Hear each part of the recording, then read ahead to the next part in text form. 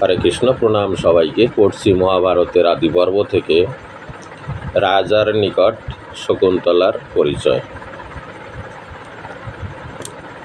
রাজা দুষ্মন্ত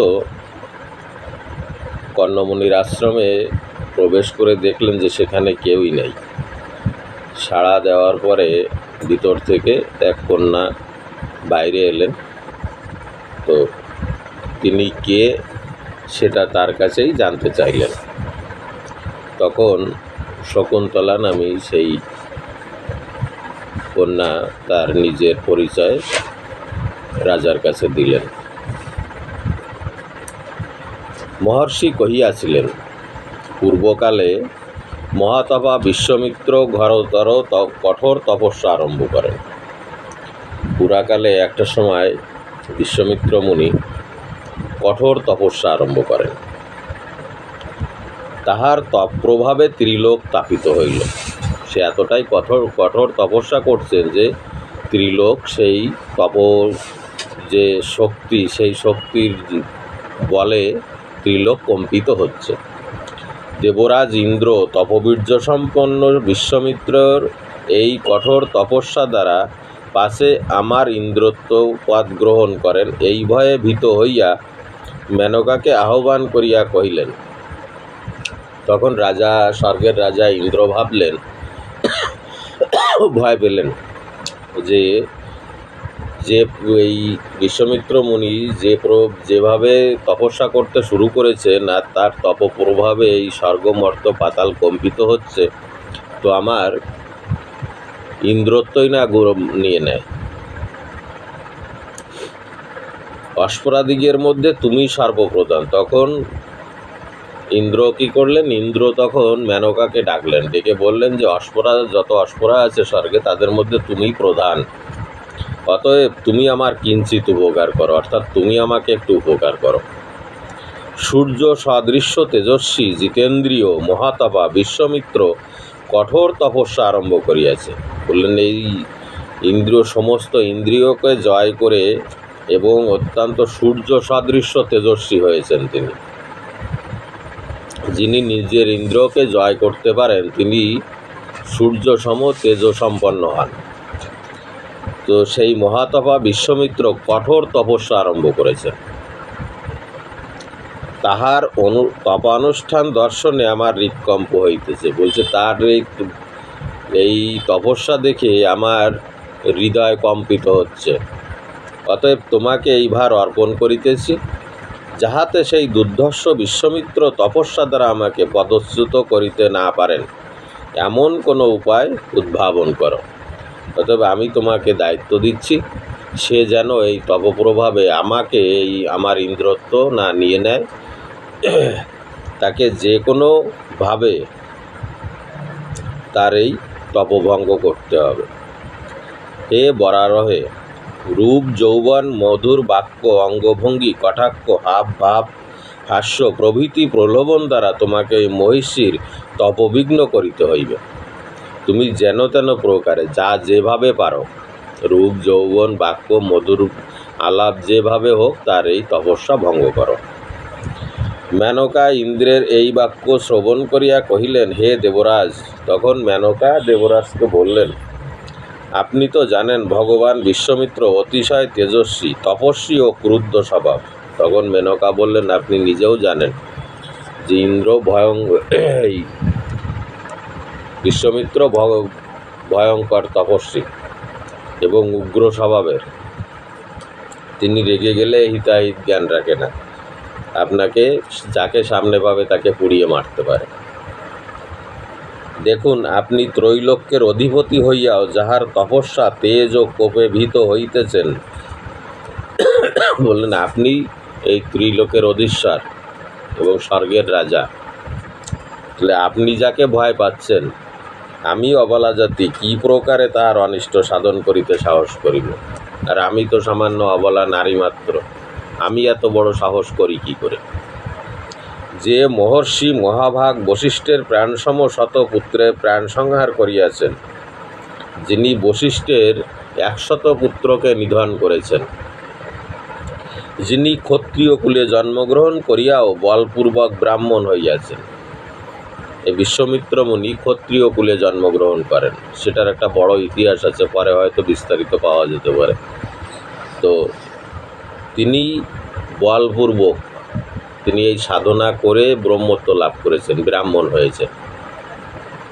যিনি অভিষেক ক্রিয়া সম্পাদনার্থ পরম পবিত্র অগাধ সলিলা এক মহানদীকে স্বীয় আশ্রম সমীপে আনয়ন করিয়াছেন।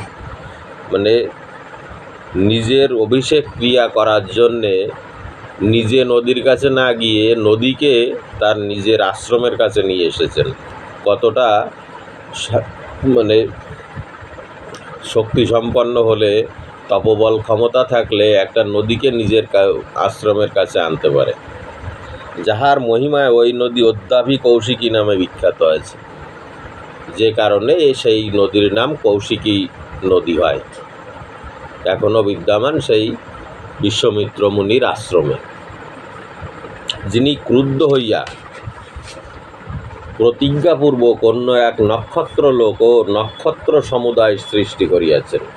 নক্ষত্র লোক এবং নক্ষত্র সমুদায়, বহু নক্ষত্র সৃষ্টি করিয়াছেন। যিনি গুরুশাপগ্রস্ত ত্রিশঙ্কুকে অভয়দান করিয়াছেন। ত্রিশঙ্কু, গুরু অভিশাপে ত্রিশঙ্কু, এটারও একটা বড় কাহিনী আছে, হয়তো পরে পেয়ে যাব, তখন আরও বিস্তারিত জানতে পারবেন। অভয়দান করিয়াছেন মানে ত্রিশঙ্কু তখন পড়ে যাচ্ছিল স্বর্গ থেকে, তখন তাকে ওখানেই রেখে দেয় যে তুমি নিচে পতিত হবে না, এই ত্রিশঙ্কু রাজা। হে বিভো, যিনি এই সমস্ত অলৌকিক কার্য করিয়াছেন, আমি কোন সাহসে তার তপস্যা ভঙ্গ করিতে যাইব? তখনও মেনকা বললেন যে এত কিছু যিনি করেছেন, আমার এমন সাহস হয় কী করে যে আমি তার এই তপস্যা ভঙ্গ করতে যাই? আপনি যদি আমাকে এরূপ বর প্রদান করেন, তিনি ক্রোধাগ্নি দ্বারা আমাকে দগ্ধ করিতে পারিবে না। অর্থাৎ আপনি যদি আমাকে এরকম কোনো আশীর্বাদ দেন যে সে আমাকে আগুনে পোড়াতে পারবে না, তবে আমি যাইতে সাহস করিতে পারি। আপনি এরকম যদি কোনো অভয় আমাকে দেন বা কোনো আশীর্বাদ আমাকে দেন, তাহলে আমি যেতে পারি। হে সুরেশ্বর, যিনি তেজ দ্বারা ত্রিলোকী দগ্ধ করিতে পারেন, যিনি পদাঘাতে মেদিনী প্রকম্পিত করিতে পারেন, যিনি সুমেরু উৎক্ষেপণ ও 10 দিক আবর্তন করিতে পারেন, অর্থাৎ তার এক পায়ের আঘাতে এই ভূমণ্ডল কম্পিত হয়, যেমন ভূমিকম্প হয়। যিনি সুমেরু উৎক্ষেপণ, সুমেরুকে তুলে হাতে করে 10 দিকে ঘুরিয়েছিলেন, আমি কীরূপে সেই তপপ্রভাব সম্পন্ন প্রজ্বলিত হুতাসনাকার তপোধনকে স্পর্শ করিব? আমি কি করে সেই জ্বলন্ত অগ্নিকে স্পর্শ করব? যাহার মুখ সাক্ষাৎ প্রদীপ্ত হুতাসন, বুঝে, যাহার মুখ সাক্ষাৎ অগ্নি, যাহার অক্ষি তারা মূর্তিমান চন্দ্র সূর্য, অর্থাৎ যাহার চোখ সাক্ষাৎ আগুনের গোলা, সূর্যের কিরণ কেমন সেই তেজ তার 2 চক্ষুতে থাকে। যাহার জিহ্বা স্বয়ং কৃতান্ত, অর্থাৎ জিহ্বা ধারালো অস্ত্র, তাদৃশ্য লোক কিরূপে সেই মহাত্মাকে স্পর্শ করিবে? সাধারণ মানুষ কি করে তাকে স্পর্শ করতে পারে? যম, সোম, মহর্ষিগণ, সিদ্ধ, সাধ্য, বিশ্বদেব, বালখিল্য প্রভৃতি ঋষিগণ যাহাকে ভয় করে, সমস্ত ঋষিগণ, মুনিগণ, সমস্ত কিছু দেবদত্ত তাকে ভয় করে।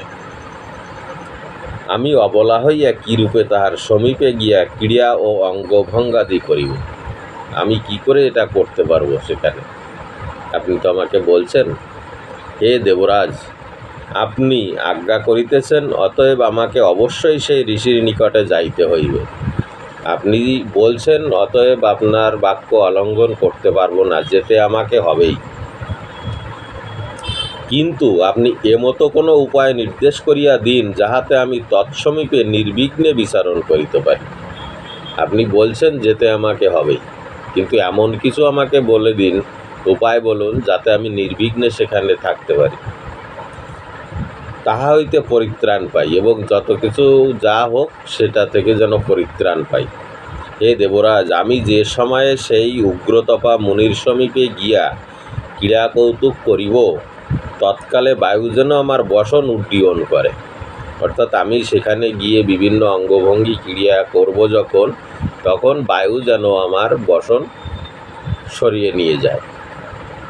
ভগবান মন্মন্থ যেন আমার সহায়তা করেন, অর্থাৎ ভগবান মদন যেন আমাকে তখন সহায়তা করেন, এবং বন হইতে যেন সুগন্ধ গন্ধবহ মন্দ মন্দভাবে বইতে থাকে, এবং পাশে যে পুষ্পকানন বা জঙ্গল আছে সেখান থেকে যেন সুমধুর ঘ্রাণ বায়ুর সঙ্গে আসে ধীরে ধীরে।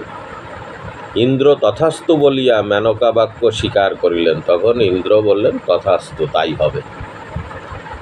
মেনকাও তৎক্ষণাৎ বিশ্বমিত্রের আশ্রমে যাত্রা করিলেন এবং সেও নতমস্তক হয়ে বিশ্বমিত্র যেখানে ধ্যানস্থ আছেন, তপস্যা করছেন আশ্রমে, সেখানে রওনা হলেন। এরপরে বিশ্বমিত্রের তপভঙ্গ যেখানেই রাখলাম। হরে কৃষ্ণ।